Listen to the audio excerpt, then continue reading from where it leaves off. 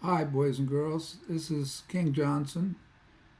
Uh, Many of you have asked how I make these drawings, and so here's the stand-in actor I chose to play me in this video. Here's the tools he uses. I don't know what they are. I just pick up a box of stuff and head off to the coffee shop. That's my method. And I just pick a few things out, set it next to the watercolor paper there. So this is how you get started.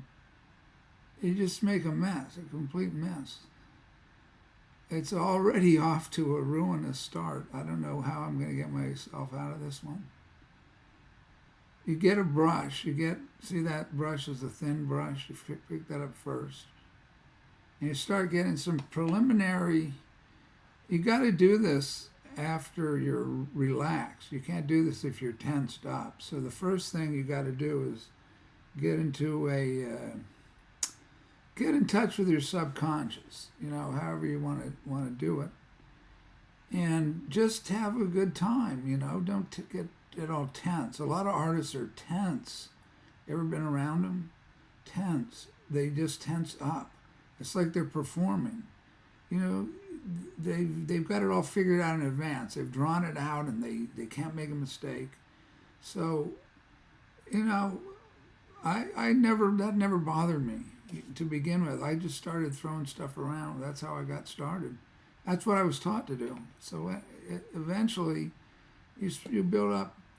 I don't know what I'm doing here though at all, because see, I have no memory. I have muscle memory, but what's going on is I'm trying to figure it out. It's going too fast. I get you got to get a sense of where the main color shapes are going to go. First of all, like the big yellow area, the big loop there. That's the compositional element you got to establish first. I taught art when I was in undergraduate and graduate school. I should have been teaching at an undergraduate because I knew more than the professors. But that's just my natural arrogance. You got to be really arrogant, and that takes getting used to. Because you got to deal with all these other egomaniacs, and just wash that all away. Wash all the criticisms. Your new self now. When you're doing the King Johnson tried and true method of self-expression, you have no preconceived notions of what you're going to do. And then, let's see. See, I've already switched to an ink pen. I don't know why, but it seemed like it was the right thing to do at that time. So you got to get all the stuff you're going to do ready. So you have a little bit of, you have some options in which to rearrange the elements that are in front of you. This is how we talk in art school. First of all, you got to make sure that it's within the jurisdiction of avant-garde theory. So that's this. See, it's called expressionist. It's expressionism, and it's surrealism, and it's futuristic, cubistic. It's a synthesis. It's like Picasso's analytic period and synthetic period, and this is the psychoanalytic, synthetic, Picassoid, Matissean. A melding of the mind meld of modernism with a modern guy like myself. So you got to keep it cool, though. Whatever you do, don't get too overexcited, because then the drinking starts, and then pretty soon you're wrapping your fender around a tree or something like that.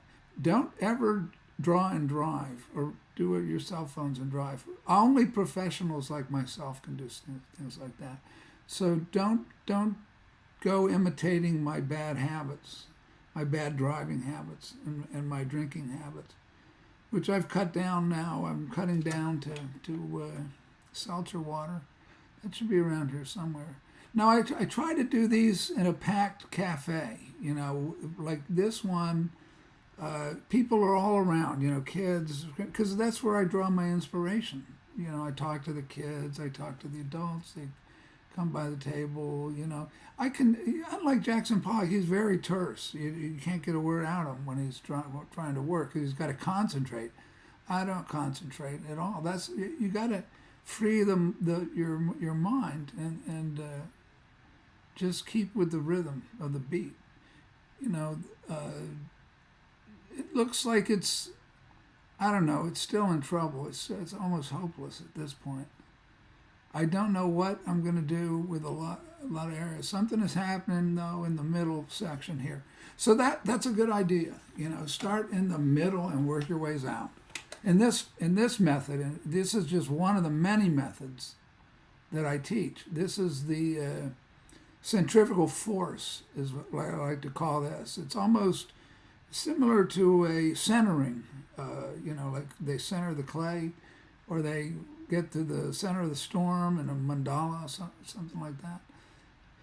You got to keep, the storm is raging, but you got to keep your balance. If you get unbalanced, then you're going to lose you're going to lose the rhythms that are maintaining the craft, the vessel that you're operating, without it flying all apart at the seams. It can, start throwing the paint around, and pretty soon you're Claude Monet, or Georgia O'Keeffe or somebody like that.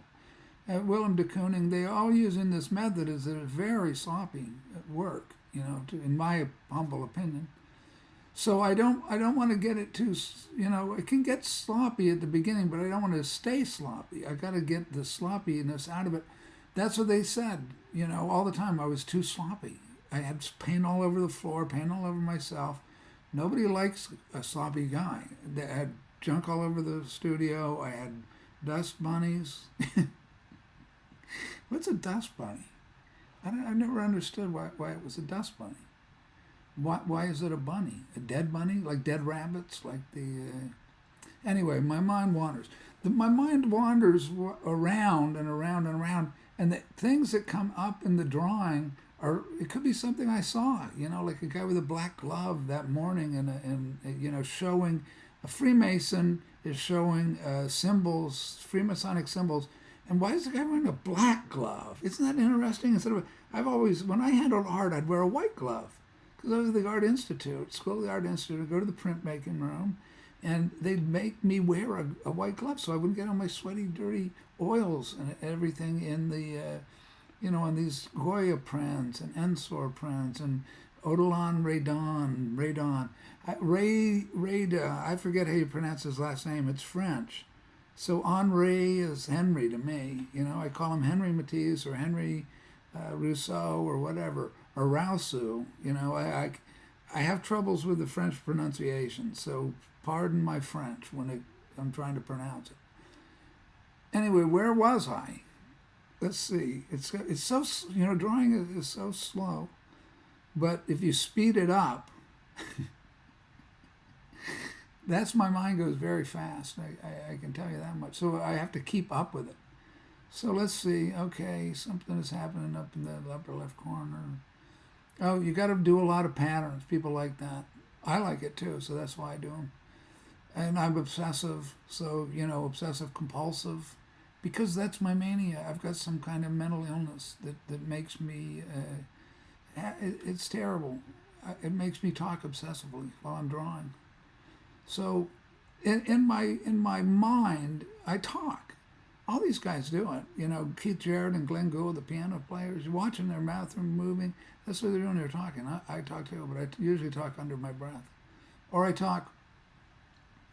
pray. It's called praying. I'm trying to have a state of connection to the divine, to the limitless, infinite, creative source of the universe. I call him God. I call him the Old Testament God, with the Holy Trinity, Father, Son, Holy Ghost. But, everybody has their own way of conceptualizing a deity. And I'm agnostic on that front, but I just have an intuitive, because I was raised Roman Catholic, I understand it. So I don't understand the other ones, but I don't have really. I can joke and jive about it, but why not? I don't know. I don't know who God is any more than what I know in the Bible, and that's what I stick with. And then I just worry about getting the drawing to work. I've got other things on my mind than politics, religion. I really get out of the sex machine stuff because I don't want to have my a lustful like, oh, that's nice, that looks, oh, that's so. There's nothing sexy about my work. I hope if anybody sees sexy stuff going on in here, that better alert me, and I'll call the brain police and tell them, I got a new drawing that I want you to see. Who are the brain police? You ever hear that song? They're like the thought police and Zappa songs, or if they're your brain. Your thought dreams could be seen. They'd put my head inside a guillotine. No, I don't have. They don't. Why would they put my head inside a guillotine? I don't have any weird thought dreams.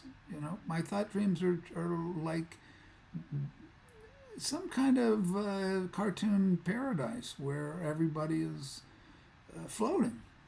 You got me floating round and round.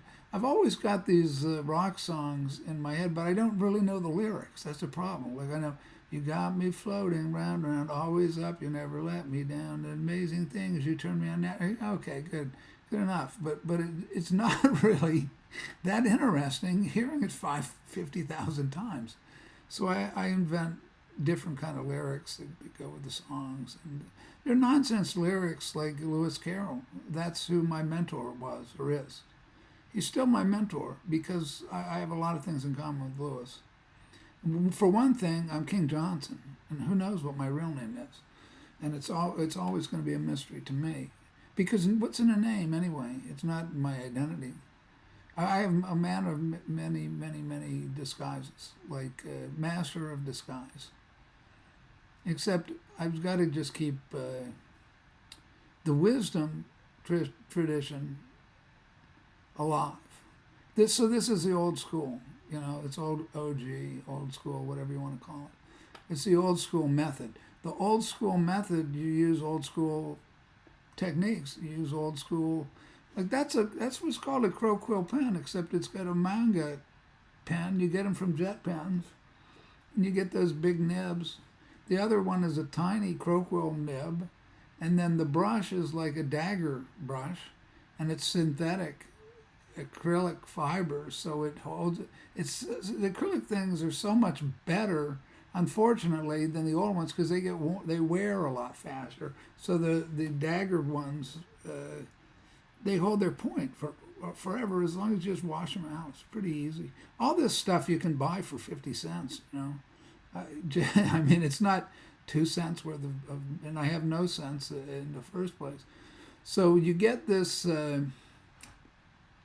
Couple bottles of ink, pens, not going to cost you anything at all. And you can get them, I got my materials this morning for about $4 at the dollar store. My crayons at the dollar store and Sharpie points, because that's another story I'll get into in part 2 of my best drawing ever, because I like to be confident. Like, this is the best one until I decide it's crap and I have to do the next one, which will be my best one. So this goes from being my best drawing ever to my worst drawing ever when I have to start the new one. I don't know if other people think like that, but I think, I didn't quite I missed the mark here by 1,000 yards. So I just let it go. At a certain point, I let loose of it. And there it is. That's how far I got. A couple hours, maybe, something like that. The cafe. And then, I get ready to exit the cafe because I got to find a new table. There we go. Bye. This is Happy New Year's party. Because I was in a New Year's spirit. Here, it's a Panera Bread, the remodeled one. Okay, bye-bye from part 1. Bye-bye from part 1. I ran out of space. I spaced out.